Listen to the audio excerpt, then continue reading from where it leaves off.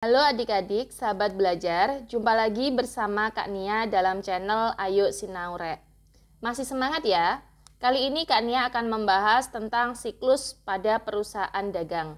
Sebelum Kak Nia menjelaskan mengenai siklus perusahaan dagang, Kak Nia tekankan pada adik-adik, tempatkan diri adik-adik bahwa adik-adik adalah seorang akuntan pada perusahaan dagang. Sehingga adik-adik memiliki kewajiban untuk menjurnal hingga melakukan pelaporan. Bagaimana penjelasannya? Mari kita simak. Oke adik-adik, perusahaan dagang merupakan perusahaan yang bergerak pada sektor jual dan beli. Maka transaksi yang terjadi pastinya berkaitan dengan transaksi jual dan beli. Sebagai seorang akuntan, memiliki tugas mulai dari transaksi hingga melakukan pelaporan mengenai hal tersebut. Pada saat melakukan pembelian, adik-adik bisa melihat tayangan berikut. Pada saat melakukan pembelian, maka pembelian akan mengalami penambahan, yaitu barang yang dibeli oleh perusahaan akan mengalami penambahan. Nah, apa yang dikorbankan untuk melakukan pembelian tersebut? Ya, perusahaan bisa mengeluarkan kas perusahaan atau perusahaan bisa dengan cara kredit yaitu menambah utang perusahaan. Sehingga ada dua tipe jurnal yang bisa dibuat oleh seorang akuntan. Karena pada perusahaan dagang ini ada dua metode pencatatan yang bisa dipakai oleh seorang akuntan. Yaitu yang pertama ada metode periodik dan yang kedua ada metode perpetual.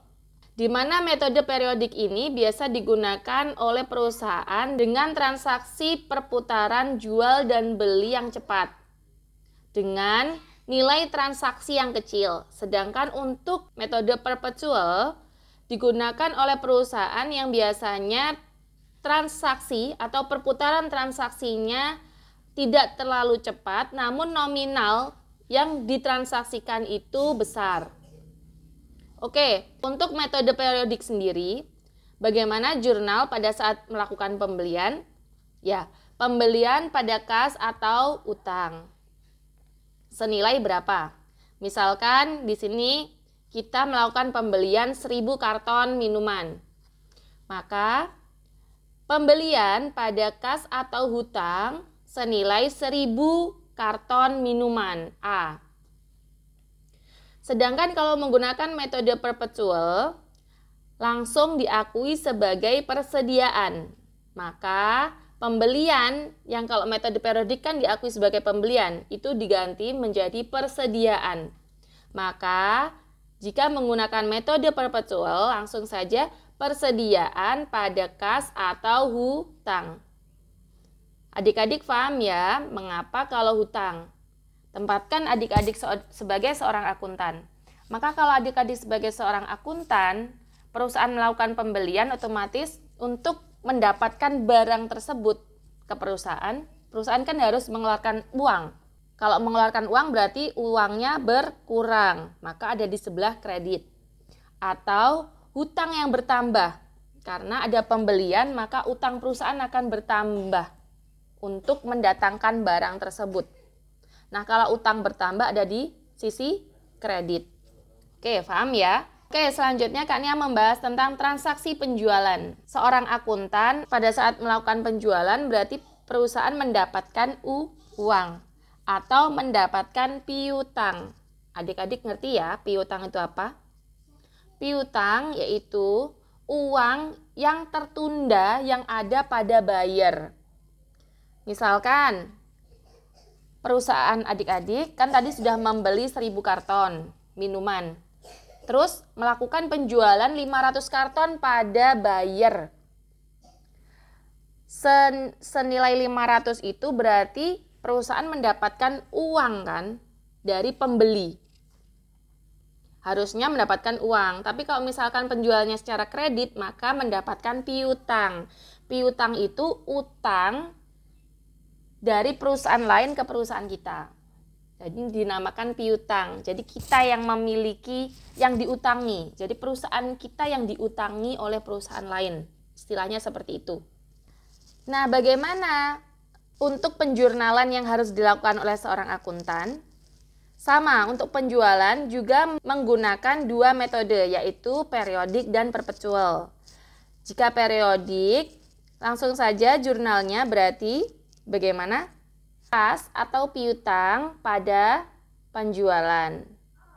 Sedangkan jika seorang akuntan menggunakan metode perpetual, berarti ada apa? Yang berkurang persediaannya. Jadi bisa langsung dihitung, diketahui labanya dari perusahaan. Nah, kalau sistem periodik, di akhir periode baru bisa diketahui berapa laba dari hasil jual dan beli tersebut. Oke, bagaimana jurnal yang bisa dibuat jika menggunakan metode perpetual? Ya, kas atau piutang pada penjualan, HPP pada persediaan. Kan awal kalau membeli persediaannya bertambah, ada di debit. Sekarang persediaannya berkurang, ada di kredit. Jadi awalnya pembelian tadi 1.000, jadi ada pengurangan persediaan senilai 500. Oke. Kak Nia lanjutkan ya. Sekarang Kak Nia akan membahas beban pokok penjualan atau biasa disebut dengan harga pokok penjualan.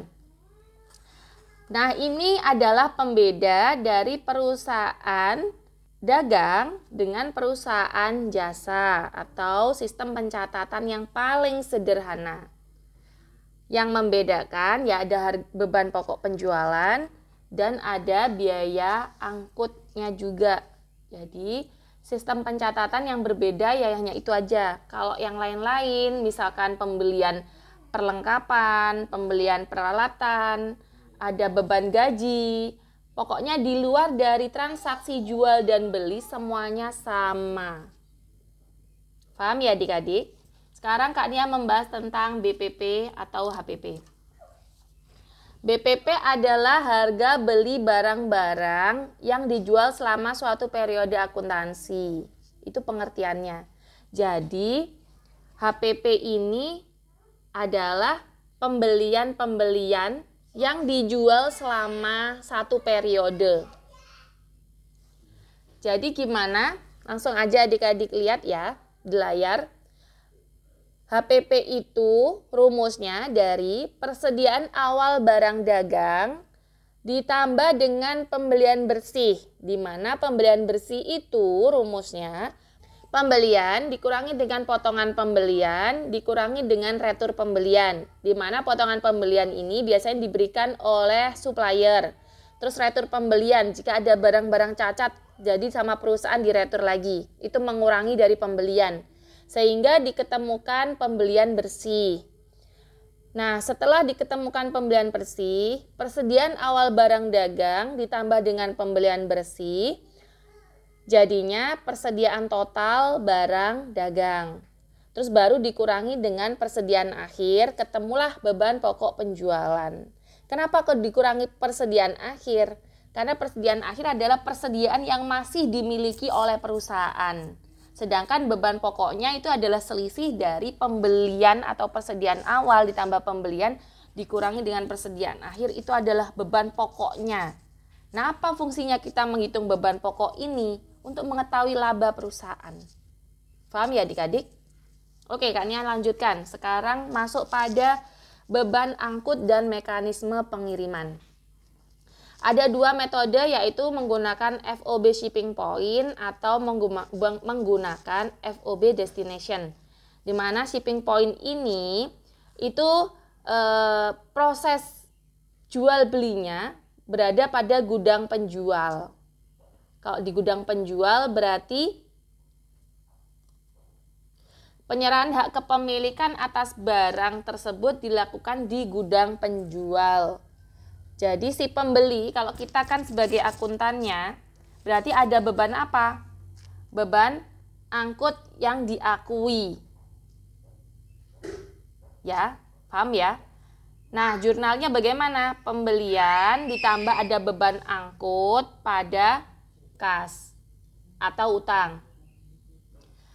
Nah, selanjutnya ada FOB destination, di mana jual beli atau hak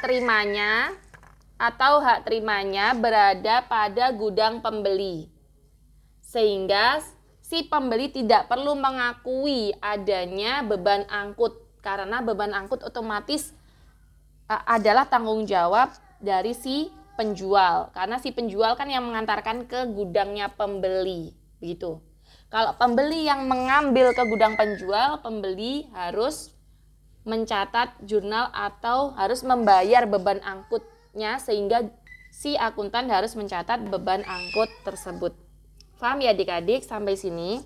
Oke, sedangkan aktivitas penjualan yaitu dimulai dari adanya transaksi. Tadi kan sudah ada ya pembelian, terus ada penjualan juga. Berarti kalau pembelian kan dapat bukti transaksi dari si supplier.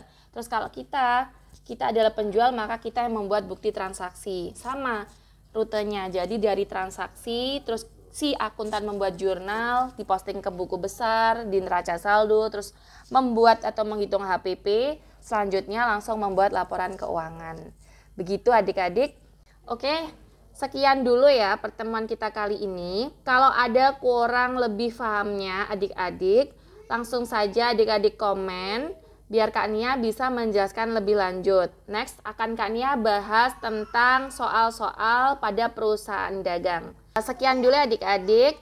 Kita berjumpa pada part selanjutnya. See you next time.